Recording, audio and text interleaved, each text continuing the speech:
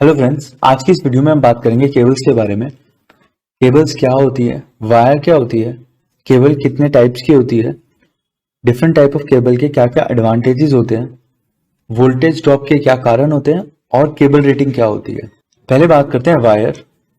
Conductor जब insulation covering में होता है उसे बोलते हैं वायर। अब वायर दो टाइप की होती है, एक होती है स्टैंडर्ड वायर और दूसरी होती है सॉलिड वायर। स्टैंडर्ड वायर होती है उसमें नंबर ऑफ थिन कंडक्टर निकले होते हैं और जो सॉलिड होती है उसमें एक ही सॉलिड वायर होती है।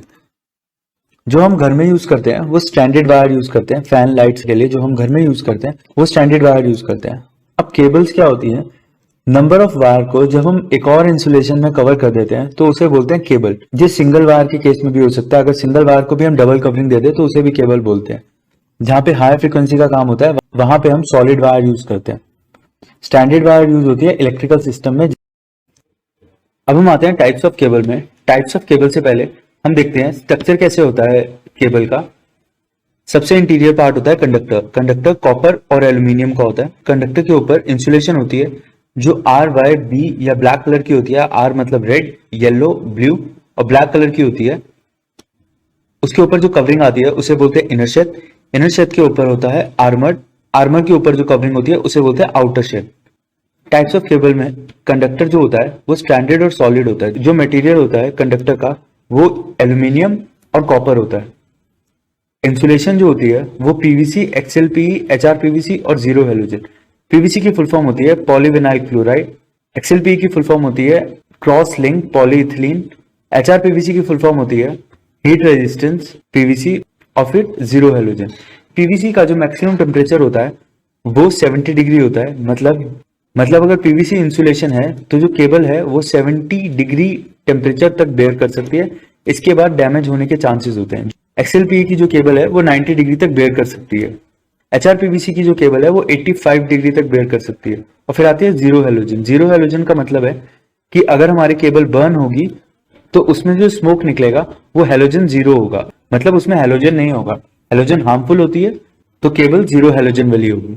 इनर शेड में सेम होता है पीवीसी, एचआरपीवीसी, जीरो हैलोजन और इसमें दो और होते हैं एफआर और एफआरएलएसएच पीवीसी। एफआर की फुल फॉर्म होती है फायर रेजिस्टेंस और एफआरएलएस की होती है fire resistance with low smoke. Armour cable हमारी आर्मर और अनआर्मर होती है। आर्मर में जो आर्मर होती है वो होती है जीएस स्टील और एल्यूमिनियम। जो जीएस स्टील होती है और एल्यूमिनियम होती है इनकी शेप होती है राउंड वायर, फॉर्म्ड वायर और टेप। यह as per the requirement industries में यूज होती है। जो अनआर्मर्ड केबल या फ्लेक्सिबल केबल भी बोलते हैं उनको, वो कुछ इस टाइप की होती है। वो वहां पे यूज होती है जहां पे केबल मशीन के साथ कनेक्टेड होती है डायरेक्टली और जो मशीनरी होती है वो मूविंग होती है, तो वहां पे हम फ्लेक्सिबल केबल यूज करते हैं। नहीं तो मोस्टली आर्मर्ड केबल ही यूज होती है इंडस्ट्रीज में। हम एल्यूमिनियम आर्मर क्यों यूज करते हैं, इसका एक रीजन होता है कि जो एल्यूमिनियम है वो नॉन मैग्नेटिक मटेरियल है। तो जब कंडक्टर में से करंट जाता है तो वो एक मैग्नेटिक फील्ड बना लेता है।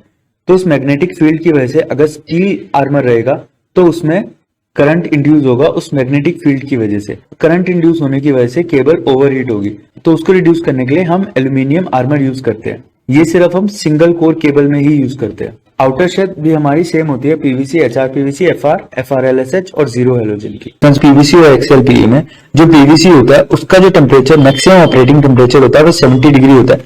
इसका ये मतलब होता है कि उसके इंटरनली केबल के अंदर जितना टेम्परेचर बन रहा है या बाहर कितना टेम्परेचर है वो 70 डिग्री मैक्सिमम ये पीवीसी हैंडल कर सकता है।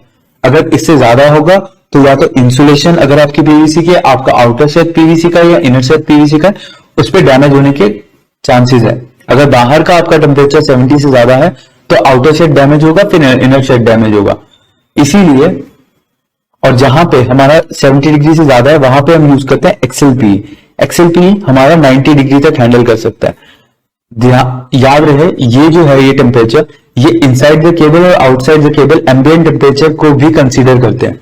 एम्बिएंट टेम्परेचर का मतलब जो बाहर का टेम्परेचर होता है। किसी जगहों पे बाहर का टेम्परेचर 90 से ज्यादा भी हो सकता है। अगर किसी ऐसी मशीन के पास से केबल जा रही है जहां पे आपका टेम्परेचर 70 से ज्यादा है तो वहां पे आप एक्सएलपीई केबल यूज करोगे।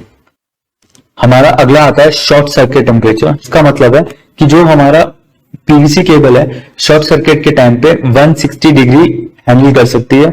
वहीं पे जो XLPE केबल है वो 250 डिग्री हैंडल कर सकती है।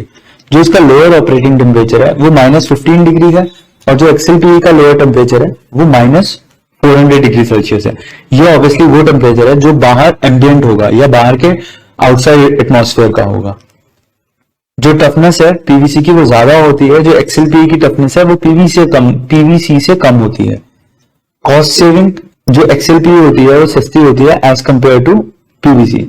वोल्टेज ड्रॉप तीन रीजन से होता है। पहला रीजन चॉइस ऑफ मटेरियल, अगर आपकी चॉइस ऑफ मटेरियल सही होगा तो हमारा वोल्टेज ड्रॉप उस हिसाब से कम होगा। बेस्ट कंडक्टर्स हैं वो है silver, copper, gold, aluminium. Silver और गोल्ड हम इसलिए यूज नहीं करते हैं क्योंकि वो एक्सपेंसिव आता है, इसीलिए हम यूज करते हैं कॉपर और एल्यूमिनियम। अब कॉपर की कंडक्टिविटी एल्यूमिनियम से ज्यादा होती है तो उसमें वोल्टेज ड्रॉप कम होता है एज कम्पेयर टू एल्यूमिनियम। दूसरा आता है हमारा वायर का साइज। वायर का साइज जितना ज्यादा होगा उतने ही वोल्टेज ड्रॉप कम होंगे। तीसरा आता है हमारा वायर की लेंथ। वायर की लेंथ जितनी ज्यादा होगी उतने ही हमारे वोल्टेज लॉस कम होंगे। तो हमें ये ध्यान देना चाहिए कि वायर की लेंथ, अगर हम वोल्टेज ड्रॉप को कैलकुलेट कर रहे हैं तो हम वायर लेंथ को कैलकुलेट करें। नेक्स्ट आता है हमारा केबल में से कितना एम्पेयर जा रहा है, कितना करंट जा रहा है। जितना एम्पेयर ज्यादा होगा उतना ही वोल्टेज ड्रॉप ज्यादा होगा। मैं इसकी कैलकुलेशन आपको बताता हूं। ये चार्ट है, ये एल्यूमिनियम केबल के लिए चार्ट है जिसमें केबल जो कंडक्टर है वो एल्यूमिनियम है। ये केबल का साइज है, कितने स्क्वायर एमएम की केबल है। ये सिंगल फेज के लिए है पीवीसी केबल का, ये 3 फेज के लिए है। वहीं पे ये XLPE केबल के लिए सिंगल फेज और 3 फेज के लिए। इसका मैं आपको बताता हूँ कैलकुलेट करने का तरीका। अगर आपकी सिंगल फेज केबल है 300 स्क्वायर एमएम की और आप 3 फेज में कैलकुलेट कर रहे हैं तो आपका 3 फेज का फैक्टर हुआ 0.26 मल्टीप्लाई बाय 1 का मतलब है कितने किलोमीटर का है। अगर हमारा 1 किलोमीटर का मतलब 1000 मीटर्स का है तो हम इधर लिखेंगे 1 और उसमें से एम्पेयर कितना जा रहा है। अगर हमारा एम्पेयर 300 स्क्वायर एमएम की केबल से 100 एम्पेयर जा रहा है तो उसमें जो वोल्टेज ड्रॉप होगा वो 26 होगा। जो ये फैक्टर है ये 0.26 फैक्टर, उसके बाद किलोमीटर, उसके बाद कितना एम्पेयर जा रहा है, उससे हमें ये पता लगेगा कि 300 स्क्वायर एमएम की केबल अगर 1 किलोमीटर तक जा रही है और उसमें से 100 एम्पेयर जा रहा है तो उसमें वोल्टेज ड्रॉप हो रहा है 26 वोल्ट्स का। अभी केबल रेटिंग क्या होती है, ये बेसिकली चार्ट है 4 कोर केबल का। अगर आपकी 4 mm स्क्वायर की केबल है तो एल्यूमिनियम के केस में और ग्राउंड, जब वो ग्राउंड में है तो उसका जो एम्पेयर रेटिंग, तो उसका जो रेटेड एम्पेयर होगा वो 28 होगा। उसके बाद वो हीट हो सकती है और ज्यादा अगर एम्पेयर देंगे तो वो डैमेज भी हो सकती है। वहीं पे ये ग्राउंड के केस में था, ये डक्ट के केस में और ये एयर के केस में।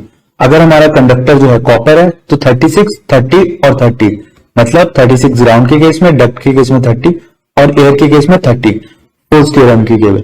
वहीं पे अगर हम 70 स्क्वायर एमएम की केबल की बात करें तो ग्राउंड में 135 लेती है, डक्ट में 115 और एयर में 130, कॉपर की 175, 150 और 165। इस हिसाब से हम केबल की रेटिंग निकाल सकते हैं कि हम जो केबल यूज करने वाले हैं या हमें इस एम्पेयर पे कौन सी केबल यूज करनी है। अब हम बात करते हैं टेम्परेचर का केबल पे क्या इफेक्ट होता है। सपोज करो हमें केबल की बात करते हैं 10 mm स्क्वायर की, तो 10 स्क्वायर mm की केबल हमारी 46 एम्पेयर ले रही है एल्यूमिनियम के केस में। तो अगर वो 20 डिग्री पे यूज कर रहे हैं हम उसको, तो उसका जो टेम्परेचर है वो 46 है। जब हम उसको 20 डिग्री सेल्सियस पे कर रहे हैं तो 46 मल्टीप्लाई बाय 1.32, 46 मल्टीप्लाई बाय 1.32, तो जो एम्पेयर आएगा वो 10 स्क्वायर एमएम की केबल का रेटेड करंट होगा। और वहीं पे अगर हम उसको 55 डिग्री पे केबल को यूज कर रहे हैं, मतलब उसका एम्बिएंट टेम्परेचर 55 डिग्री है, तो उसको हम 46 मल्टीप्लाई बाय 0.80 करेंगे। वहीं पे अगर हमारा एम्बिएंट टेम्परेचर ज्यादा होगा तो वहीं पे हमारा जो फैक्टर है ये डिक्रीज हो जाएगा। इस हिसाब से हम केबल की कैलकुलेशन करते हैं। अगर हमारा एम्बिएंट टेम्परेचर ज्यादा है तो ये इफेक्ट है टेम्परेचर का। अगर केबल से रिलेटेड आपके पास कोई भी क्वेश्चन है तो आप कमेंट बॉक्स में पूछ सकते हैं। वीडियो देखने के लिए धन्यवाद।